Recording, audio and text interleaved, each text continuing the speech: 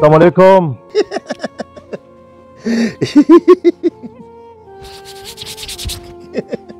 ولکه حساس لیونیه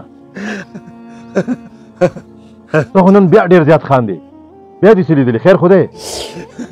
نه بس هسې خاندم څه نشته. نه مړه ما ته یې خامخا ووایه. ته خو به دې عجیبه لیدلي. خامخا یې ما ته ووایه که نه. ولې دومره خاندې نن؟ خامخا درته ووایم لکه او خامخا راته ووایه چې دا ولې نن بیا دومره خاندې؟ د دې ولې جواب خامخا درکړم. واو څه مطلب یې نشته خو تا ته به ووایم زه. اول درته دا ووایه که نه چې روژه تېره شوه که نه ښکلې میاشت وربرکتونو که نه خلکو پکې منځونه وکړلو، تلاوتونه یې پکې وکړلو، توبې پکې ویستلې او تراویح پکې وکړې که نه، شپې پکې روم کړې د عبادت لپاره که نه. او که نه ښه ښکلې روژه تېره شوه، منځونه، تلاوتونه، نفلونه، عبادت پکې خلکو وکړو. بلکل ښکلې میاشت شوه که نه، الله پاک دې زاري وکړه که نه. نو ته څه وایې ولې؟ نو روژه ونیول شو، هر څه وشو که نه، نو اوس دا څویمه ورځ ده که نه، نو زه بله ورځ داسې تلم که نه په کوڅه باندې یو هلک و که نه، یو له پلار سره یې جنګ و له مور سره که نه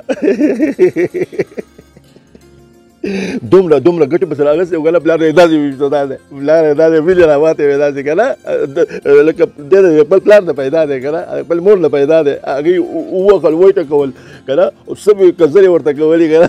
ما ویل بله اوس روژه تېره شوه که نه ځکه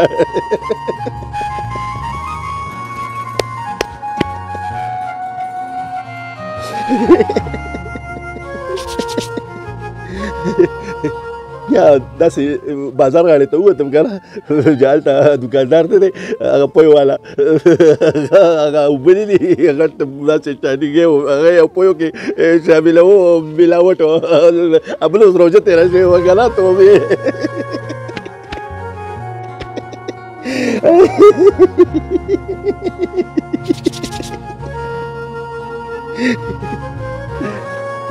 ستا په خندا باندې او ستا په حساسیت باندې زه ډېر ښه پوهېږم. بیا داسې سهار وختي وم که نه، پټو ته داسې راوتم که نه، چې هلته بل کلي هغه مشر سړی دی سب داسې غټ که نه، سره داسې پیته وه که نه، او پوله باندې کېښوده داسې لږ دې خوا کړ دې خوا سختوره ورسره وه سره که نه، ستا داسې کتل ګټې کېښودې باړۍ ځان طرف ته داسې روژه بله تېره شوه روژه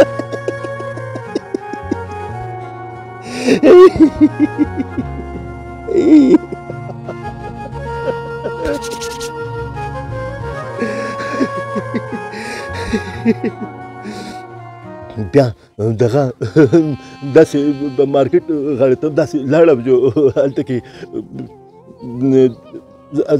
زنانه وې که نه، زنانه داسې پیغلې زنانه وې که نه، داسې کولا و مخ او داسې ګرځېدې بل روژه اختر کې داسې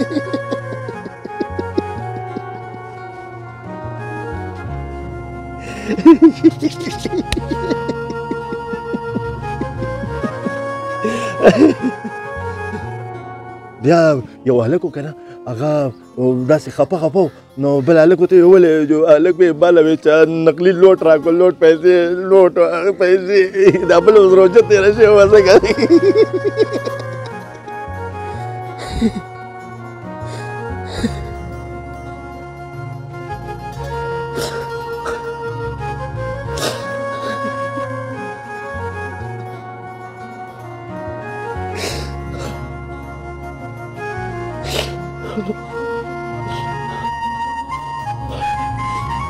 بس ته ما له خوا نه لر شه، ته ما له خوا نه پاسه، بس ته ځه.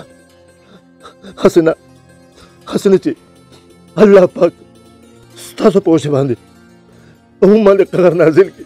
بلکل حساس لیونیه، ستا په دې ټولو خبرو باندې پوه شوم زه. ښه ستا دا خبرې خو د سړي زړه درد دی.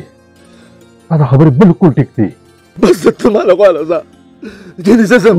تاسو ټول منافقان یئ، تاسو ټول دروغجن یئ، تاسو د خپل رب سره د دوکې کولو کوشش کوئ. ستا منځونه او د زونه چېرته لاړه ګناهګارو زه زما لپاره لرنه ګینې زه څه مسافر دی بالکل حساس لیونیه ته لیونی نه دا لیونی موږ یو دا تا چې څه وویل پکار ده چې دغه ټول حساسیت زموږ په زړونو کې وي زموږ په سوچونو کې وي او موږ چې څنګه په روژه کې عبادتونه وکړل څنګه چې د الله پاک سره موږ وعدې وکړې او څنګه چې موږ توبې ویستې پکار ده چې بیا په دې نورو ورځو کې هغې باندې موږ عمل وکړو کومې وعدې چې موږ د رب سره کړي او د هغې نه ډډه وکړو د کوم چې موږ رب ته توبې ویستلې دي